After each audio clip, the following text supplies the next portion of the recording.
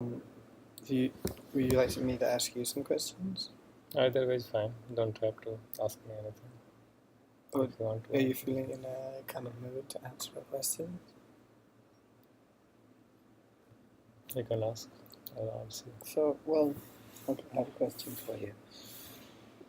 A lot of people talk about enlightenment and these spiritual things, Yeah. but speaking very practically, Mm-hmm. what value would you say this kind of knowledge is to somebody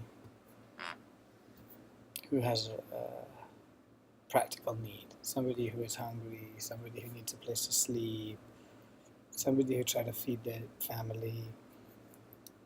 What advice would you give to such a person? Okay. So, without being that person, without being in that situation, without having inner awareness of it, it's always a speculation. It's always a guess. So, based on what I have seen in my own life, in the life of people around me, in life of everybody I have met, either here in USA or in India, I have never met anybody in my entire life who is always in trouble, who is always in problem.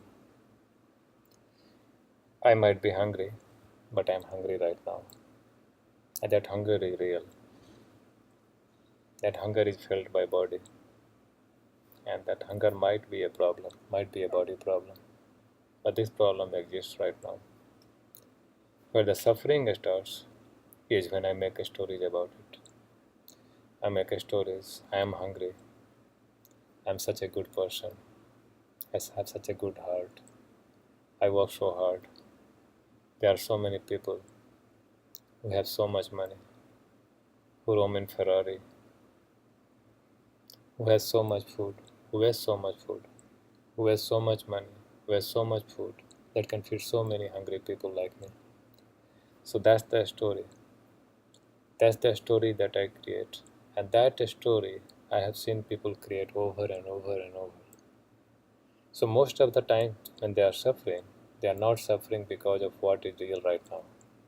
Most of the times when they are suffering because of their story, because of the time they are spending in their own head, in their own thought.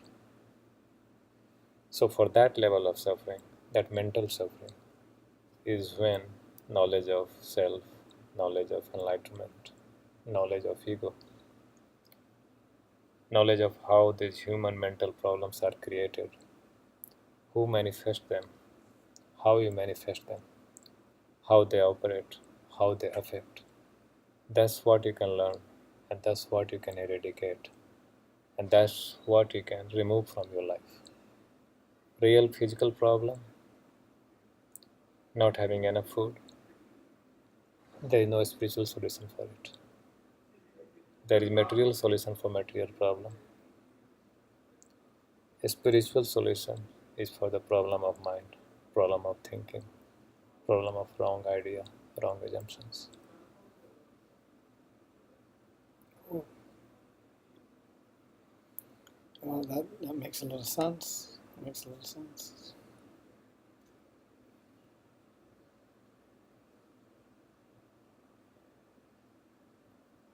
You can give your answer. Oh, I think what the answer you gave was pretty good. Okay, that's I good. like it. That's fine. So I have a more unusual question. Sure. When I asked you a question the other day, Mm-hmm.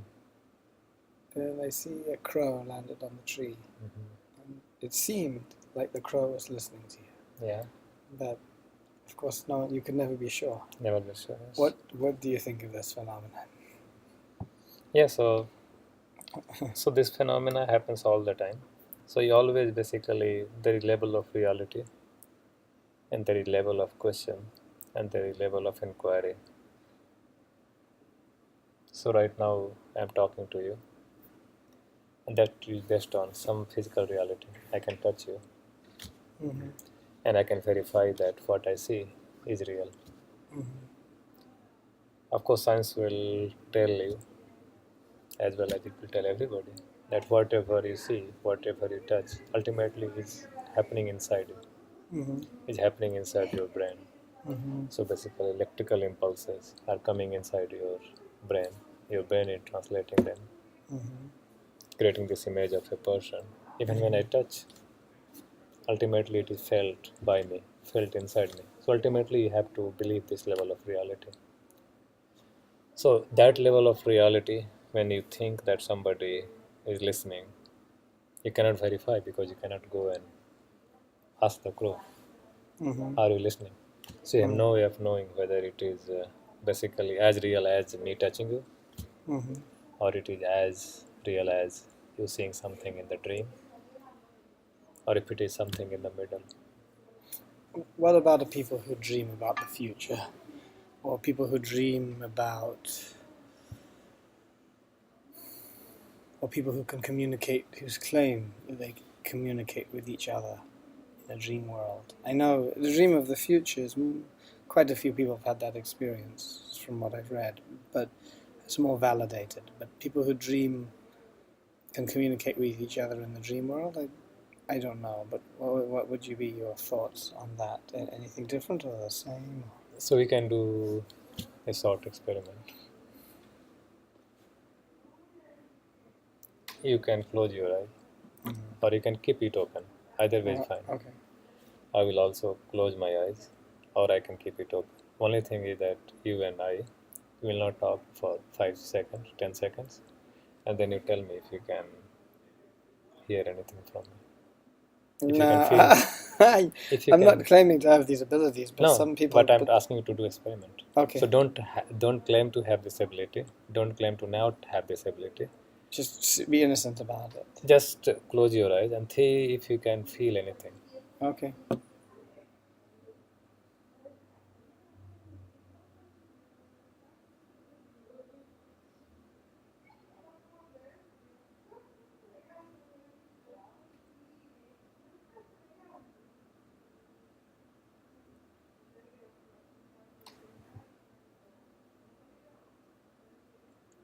Okay.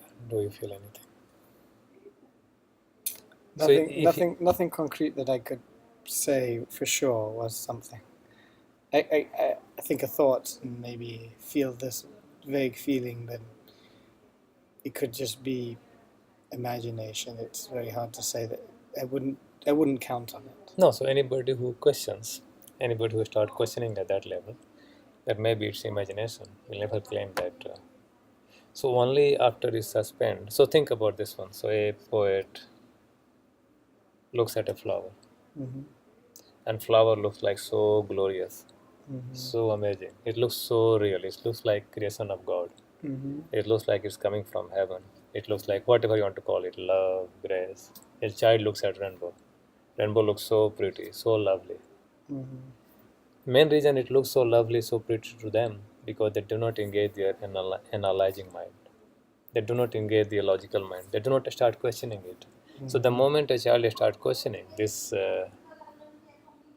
rainbow is an illusion, it's just water vapor, and it's just light filtering through that. And light consists of like these 7 colors, and that's what Mm-hmm. it is. It is no more beauty not there. Mm-hmm. Doesn't mean that beauty is not there. What it means is that beauty exists in different dimensions than these thoughts, than this analysis, than this reasoning, than this logic. So you cannot try to understand the beauty of a rainbow by analyzing scientific diffusion, scientific analysis. So same way, when some lovers say that we can communicate to each other. So if you held a hand with your wife, or even if you do not hold hand with your wife, you're just sitting there with her, and you're not talking. Don't you feel something? Mm-hmm. If you don't feel something, then I will say that your love is very superficial. Mm-hmm. But it's not something that you can explain scientifically. It's Mm-hmm. not that you can explain via region. This is something that you have to feel. Mm-hmm. So you cannot engage your logic to analyze that, and you cannot answer that at a verbal level. Mm-hmm. So I can say, forget those people. I can say that I feel how plants feel. To me, it's real. But it is real when it happens. But of course, I have no way of proving that. I cannot even prove it to myself. Forget about proving it to somebody else. Forget about proving it to a scientist or external observer. I can question it, I can analyze it, and if I logically question it, I have to discard it because I cannot prove it at the level of logic. But logic cannot solve everything. Even in the realm of logic, what we think in the realm of science, even their logic, science cannot answer everything. So scientists go, they try to study atoms. They try to study what is inside atoms. Science fails there. They cannot answer it. They cannot understand it. So logic even fails where logic is supposed to succeed. Logic cannot even explain its own root. So all logic is born out of consciousness. But logic itself cannot explain consciousness. Because something that is not a matter, at least is not proven to be matter, how can it be born of the matter? So if you think of your body, if you think of my body, if you think of any human body, even animal body, it's just few chemicals. And it's just some few basic elements. It's carbon, it's hydrogen, it's oxygen. And even if you go further down, it's just atoms. And all atoms are just few particles. So how those few particles create a human being who is conscious, who feels it, who experiences it, who thinks, who writes books. And then there are rocks, mountains, and so many other things that do not seem to be able to do any of that. So exactly same element. So how can something so different be born of essentially same thing? So logic cannot explain it. So you cannot try to understand when I say, okay, I say that, in India they have this thing, they call it bhava. So somebody will say that I have Krishna bhava, that I feel like Krishna. I feel as if I have Krishna consciousness. Here somebody will claim that I have Jesus consciousness. Of course, whatever their concept of Jesus is. Now, if you try to logically explain it, understand it, there is no way. You have to feel it at different levels. Same thing, if a child, your wife says that, oh, I love you, how can you logically explain it? If you try to logically explain it, will say, oh, do you love because I have this kind of nose or this kind of eyes? Or do I talk that way or smile that way? But you cannot explain it logically. There is no way. Makes sense, yeah. So do you think it's real then? Do you think these people really have dreams that they can communicate to each other? So that's his level. So when your wife says she loves you, Yeah. and or when she says like I say, if I was to tell you right now that I feel a strong connection with you, do you believe it? Yeah, I see. But those people actually maybe have use it in a practical way, maybe. So any level of reality you can take. So I have had dreams that many dreams which are maybe I have had dream that I am God. Now in that dream, that reality of God is real, isn't it? Because there is nobody, nothing that questioning it. But some things, like what about the people who dream the future? Somebody dream, for example, their house burned down, and then it burns down. There's something really, in terms of even a science, you could have made a study, and you could study 100 people who had a dreams about an event happening in the future, and then you could see what percentage it really happened in the future. So sometimes I think there's a correlation. No, there can be. I'm not denying that. Yeah. All I'm saying is that science doesn't have a way today to basically prove it or say how it happens. And I'm saying that even I don't have a way to prove that. And I'm saying that perhaps at the level of logic, region, at the level of science analysis, probably it cannot even be explained. It's like beauty of plant. How can you scientifically explain it? I mean, if you try, you actually fail. Yeah, you cannot. Science tries to, modern science, it breaks things down by reductionism. Right. And it understands. Yeah. only the pieces, and it has not a good understanding of the whole. Yeah, and so a lot of these things can only be understood in terms of the whole. Yeah. And so think about this one. So anything that is happening at the level of consciousness, even if you take science to its extreme, you cannot really explain anything that happens in consciousness without having understood consciousness. So let me ask you another more interesting question. Okay. Let's think about animals. Think Okay. about a cat. Mm-hmm. I saw walking along the other day, and I saw a very nice cat. Mm-hmm. And cat goes meow. But the question is, can a cat be enlightened? Can a cat get enlightened like a human? See, so that depends on definition of enlightenment. So as far as I see it, as far as I experience it, there are different mode of consciousness. There are different level of what you call awakening. Mm-hmm. So there is one mode which is pre-human. So Mm-hmm. pre-human thinking. So pre-human thinking is already better than, I will say, maybe 80-90% of humans, what they experience 80-90% of the times. And maybe you can elaborate on that. Yeah. So an animal, be it cat, be it dog, lives in what you might want to call unity or totality, or you can call it being in moment. Mm-hmm. So doesn't keep history, doesn't keep future always in its mind. So it's not always looking through the filter of past, future of future. They do have some experience of the future. They have some experience, but you can say that their memory is very short-lived, or you can say that they access it far less than humans. Mm-hmm. So they are always not looking through that filter. So you can try this experiment. So basically, you think that your attention, your focus, is moving from here to back. So you see like this. So your thinking is reduced. Your judgmental mind, your analyzing mind is reduced, and then you feel this moment. Then you just perceive it. So when you perceive it without memory.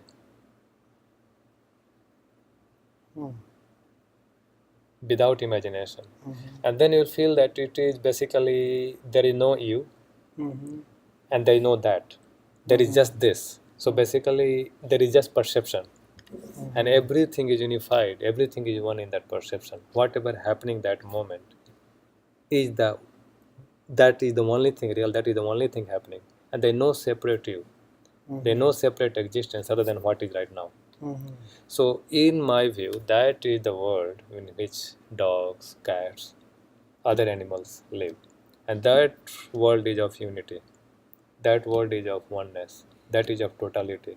So duality is basically creation of human mind. Duality is created because in human mind you have another world that is going on in parallel to what is happening right now. So then two questions. Then it seems like maybe the animal in some ways is perhaps in some ways more advanced, and so two questions arise from that. Why when you would think of a human as being more advanced, did we kind of maybe take a step back? And then also, isn't it not then very bad to kill animals or eat animals because they're really such enlightened creatures? Yes, killing has nothing to do with enlightened. Just because somebody is not enlightened doesn't mean that you go and eat or kill them. True. So that is totally independent of... But then a lot of people justify that they eat animals because they feel, well, this animal is... Yeah, I mean, people do a lot of justification. Doesn't mean that that's always right, isn't it? Yeah. Lawyers go and fight case for criminals. Yeah. And they make all sort of arguments. So they do it to serve their own purpose. Doesn't mean that they're not always advocating truth. They are trying to advocate whatever they think can benefit them. So that is totally independent. But then regarding us maybe taking a step back, it seems? So I will not say step back, but I will say, like, think about this one. Think about, say you have a computer system and you install a new powerful software, a new powerful application. Now this one, say, has many features. But of course, you can use it to harm yourself. You can use it to harm the computers. Or think about internet. Internet is such a powerful tool. It does enable so many things that were not possible like 20 years ago. But then you can do a lot of You can do say like destructive things. lot of destructive thing. So human mind is an advancement. Human mind is a very advanced tool. Animal, even if you wanted to have this elaborate thinking, even if you wanted to create that many problems, they cannot because they do not have that capacity. So for human mind, potential of enlightenment is higher because you can go beyond human mind and experience a level that is accessible only to humans. So what would be your description of an enlightenment? So so that has been defined like many times, and I think that definition is pretty good. So basically, definition is that when you are in so there are so there is one state of reality or one state of perception, one state of experiencing that we are experiencing right now. It's awake state. I am awake, you are awake. We can physically touch, verify everything. All our senses are awake. Then the second level of reality, that is in dream. So your body is asleep, your body is not moving, but your mind is at least partially active. It is imagining all sort of things, each identifying with some character. And then the third level. Third level is what you call deep dreamless sleep, in which basically no dreams, no thoughts, and neither there is an you. You can say it any way you want. You can say that there is no you. You can say there is no separate you. So there is just existence. Or other way you can say it as if like some ocean. You can call it ocean of bliss. You can call it ocean of ananda. Whatever you want to call it. Call it ocean of consciousness or call it ocean of God. That has basically covered you, merged you, and you are totally gone inside. So in Buddhist they have this expression. That expression is basically gate, gate, para, gate, para, sangate. So it means gone, gone, gone, far beyond. All it is saying that is your identity, your separate existence, your personhood, your personality, everything is totally merged, has disappeared. And if you experience it, it will feel to you as if you are submerged, as if you have drowned or went inside. Totally, like everything had disappeared inside this ocean of bliss. That is how you feel. That is how you already feel in your deep dreamless sleep. And when you have ability to experience that while you are awake, means physically awake, I will say that you have that ability, you have that experience where you can go there. That to me, in my experience or in my, I will say that's the state where Buddha talks from. That's the state where Buddha is. And that's why it is called basically gone. So basically personhood, identity, this separate existence is totally gone, totally merged. It's all inside. So difference between an animal and animal and enlightened human. So animal experiences unity. But in this unity, animal can get annoyed, animal can get angry, animal can bark, animal can do everything. And that's just what is happening right now, what is real right now, what is totality right now. Animal can get frightened. But you don't think an animal can have the same enlightenment as a human? I don't think so, but doesn't mean that it cannot happen. But I'm saying that based on what I experience, based on what I perceive, based on what my knowledge is, I will say that that is probably only possible for somebody who has a brain either as advanced as humans or maybe even more advanced. But it's interesting because in some of this And so Vedic scriptures, right, they have like a mosquito that gets enlightened. yeah. So the mosquito is on the wall, and it listens to this sage speaking, and then the mosquito gets enlightened. And I don't know how. I mean that. Yeah, it seems a little odd to me too. But yeah, but it will always depend on the definition of enlightenment and what they meant by definition of enlightenment. What they described was this being. It was some creation of some wizard or something, and it lived many, many different lives. And then at one point it was reincarnated as a mosquito. And then it heard the sage, and then it became liberated. So when they are saying that mosquito can hear a sage, Yeah. they're already talking about reality that is, I cannot comment on that. If I logically try to analyze it, I will have to discard it. So if a mosquito can understand a sage, then it already has a human brain. It already Some has a kind human of mind. unusual event. It already has an intellect. Yeah. So then whatever possible for human is possible for that mosquito. Yeah. And all the books, you don't know what is said as a metaphor and what is said as a literal truth. It's true. Yes, How is a mosquito getting enlightened? But yeah, okay. It's pretty good. I better go. It's nice talking with you, Arvind. I think we will have many more enlightened discussions. Thank you. Thank you very much, Kim. You are awesome.